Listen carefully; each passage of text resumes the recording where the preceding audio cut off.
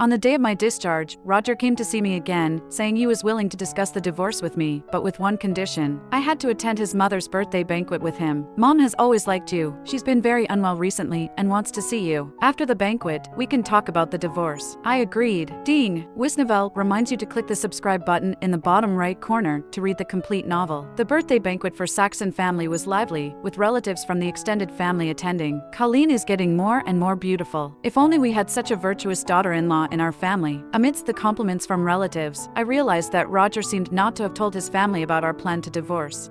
Is that Lance? Doesn't he never attend these gatherings? Why is he here today? Yeah, he and Roger have never dealt with each other. Is he here to make trouble for Roger? What else could he do? Is he going to steal his wife? I had just sipped my wine when I saw Lance surrounded by admirers. Tall and with long legs, he stood out in the crowd. When his gaze swept over me, there was no ripple. I politely nodded towards him, but he just looked at me faintly, expressionless, and then coldly averted his eyes. What a strange person. What is he angry about? Colleen. A voice sounded beside my ear. Roger looked neat and handsome, with a gentle smile on his face. He reached out his hand towards me. Mom is waiting for you in the hall. Let's go over. Just as he finished speaking, a figure suddenly appeared and skillfully linked arms with him. Roger, I've been looking for you for so long. It was Esther. I was somewhat surprised that Roger had actually brought her here. Does this mean that the Saxon family also acknowledges her identity now? Roger's smile disappeared. He quickly pulled away Esther's hand and explained to me with a hint of unease. Colleen, don't misunderstand. I just smiled. Roger, we are about to divorce, so it's your freedom to bring anyone to the family banquet. Esther's displeasure was about to overflow from her face, so I changed the subject. Just bringing a slut over. You've really surprised me. Esther's face turned pale with anger. Staring at me fiercely, her gaze filled with hostility. Her eyes landed on the wine glass in my hand, and she smiled strangely for a moment. Colleen, have fun tonight. My intuition told me something was wrong, so after exchanging pleasantries with Roger's mother, I planned to find an excuse to leave as soon as possible. Most likely Roger wouldn't talk to me about divorce today. He just wanted to trick me into coming for his mother's birthday. As I headed to the bathroom, a strange sensation of heat hit me, and I finally understood what Esther had done. My legs went weak,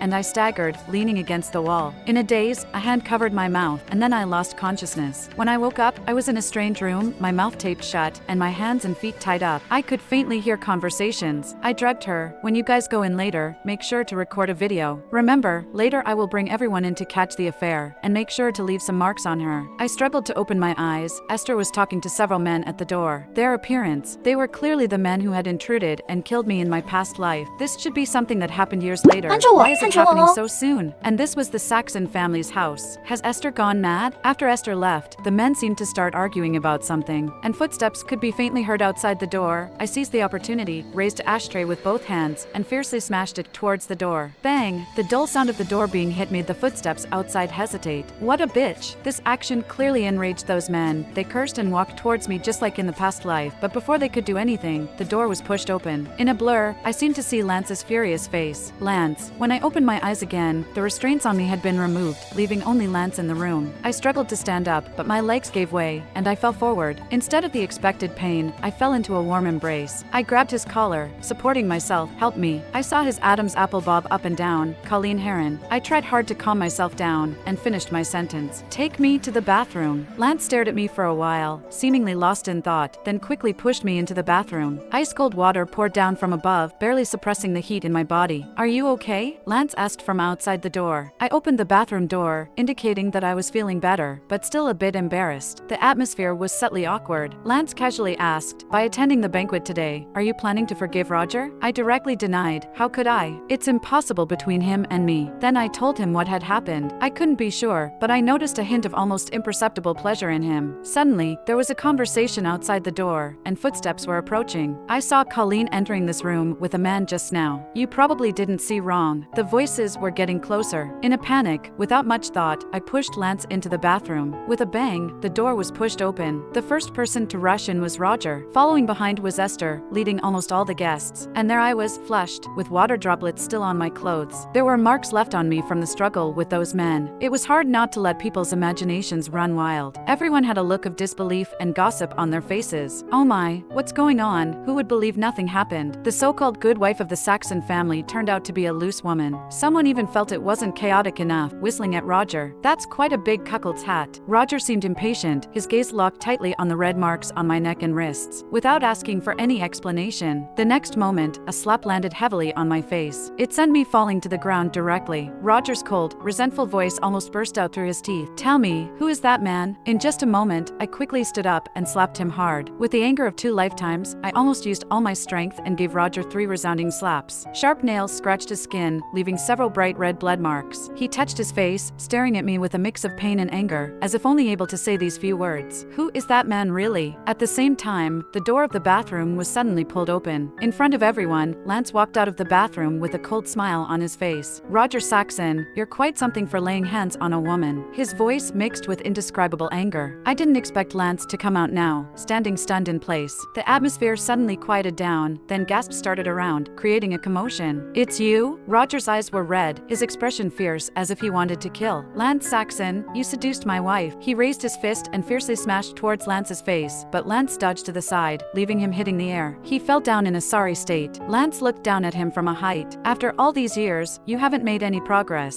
Roger's eyes reddened even more, roaring, I will definitely kill you. He stood up abruptly and lunged at him again. Both men were tall, but Lance was slightly taller than Roger and more robust, so the outcome was clear. Lance easily dodged, then landed a heavy punch on Roger's face. This punch is to teach you to respect women. While Roger was still not reacting, Lance grabbed his collar and punched him several times, hitting hard. This punch is to remind you to be loyal in marriage. This punch is because you slandered your elders without reason. The scene fell silent.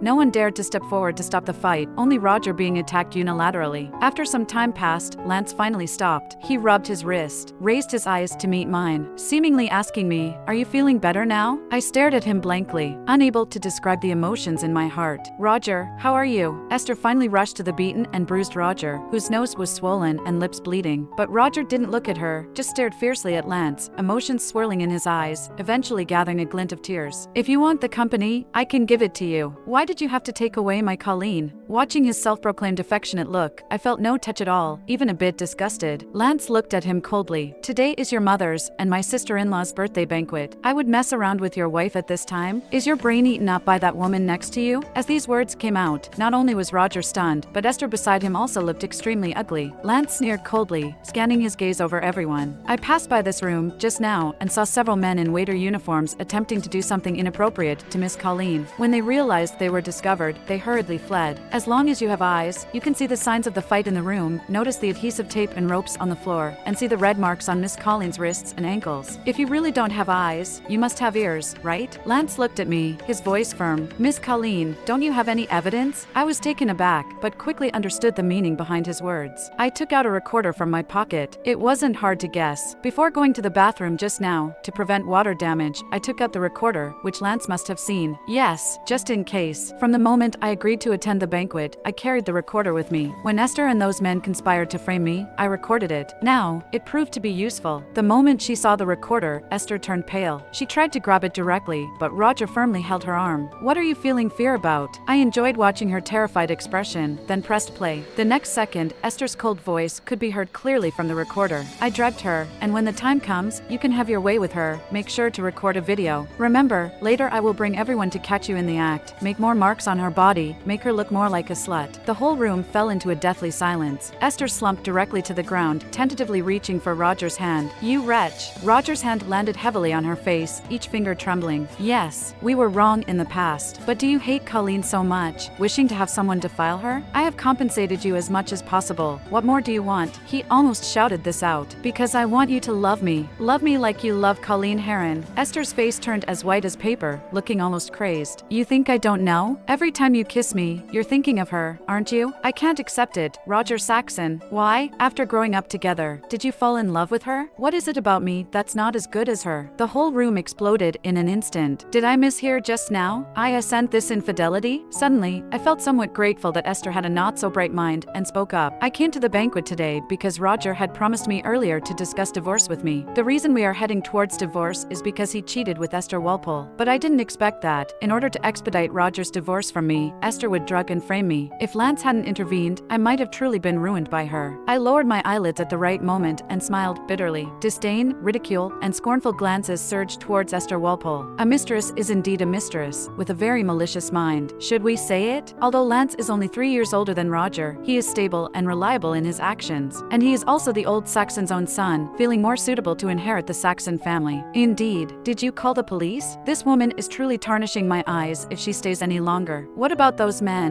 We can't let them escape. Just as I was about to speak, Lance's deep voice sounded behind me. I just called the police. Those people have been caught. I looked up at him. Lance gave me a reassuring look. Those people had tampered with the corridor surveillance in advance, thinking they could escape over the wall from the rockery. But they didn't know that the Saxon family had experienced a theft recently, so there were also cameras outside the wall. The external cameras captured their license plate numbers. I just received the message. The police have caught them. Upon hearing this news, Esther was even more excited than before and fainted directly. When she woke up, the police had arrived. Based on the confessions of those men, they pointed out that Esther was the mastermind behind this premeditated rape case. The police also uncovered another fact. Back when Esther was violated, it was all staged by herself. As Esther was taken away by the police, she screamed hoarsely, "I am also a victim. Back then, I hired them, but they turned against me and truly violated me. So I hate Colleen Heron. If it weren't for her, how could I have gone through all this? I swear to retaliate against her, to make her experience the pain I went through. Roger, only you can save me now. I love you so much. Everything I did was for you." The moment Roger learned the truth, he was struck as if by lightning, completely stunned. After a long time, he slowly, stiffly looked towards me. "Colleen." I calmly looked at his pale face, watching the pain and confusion slowly overflowing in his eyes. He was crying. It seemed like countless words were stuck in his throat, unable to come out, and finally turned into endless regret along with his bloodshot eyes. I suddenly remembered something that happened at the orphanage. On my 8th birthday, I really wanted to drink a bottle of cola. At that time, Roger suddenly went missing, and the director searched for him for a long time, almost calling the police. When he came back, he was covered in injuries. He took off his coat, handed me the ice-cold cola he had been holding, and grinned, saying happy birthday to me. But then he gasped in pain because of the cut on his lip. Later, I found out that he had been wrestling with a few kids outside, and the prize was a bottle of cola. That day, I also received a second gift. 7-year-old Esther cried and smashed her bunny-shaped piggy bank, using all the pocket money she had saved for a long time to buy me a 2-inch strawberry-flavored mini cake. Because of that cake, the year after Roger was adopted and left, a wealthy family came to the orphanage. When the director asked me if I wanted to leave with them, I glanced at Esther, who was timid yet faintly hopeful beside me, and shook my head gently. So, Esther left with them, while I stayed at the welfare home until I turned 18. Times changed, and the Roger who used to get beaten up to buy me a bottle of cola, the Esther who used all her pocket money to buy me birthday gifts, and the me who gave up the hard-earned adoption opportunity, none of us were the same as before. In the end, I said to Roger, "Perhaps initially, you were compensating for Esther, but gradually developing feelings for her was also genuine. You don't need to deny it, and there's no need to. Those moments of being casually abandoned, those sleepless nights of tossing and turning, are all evidence. If feelings change, they change. Forcing ourselves to hold on and pretend will only make me feel disgusted by the memories of the past." Roger Saxon, let's forgive each other.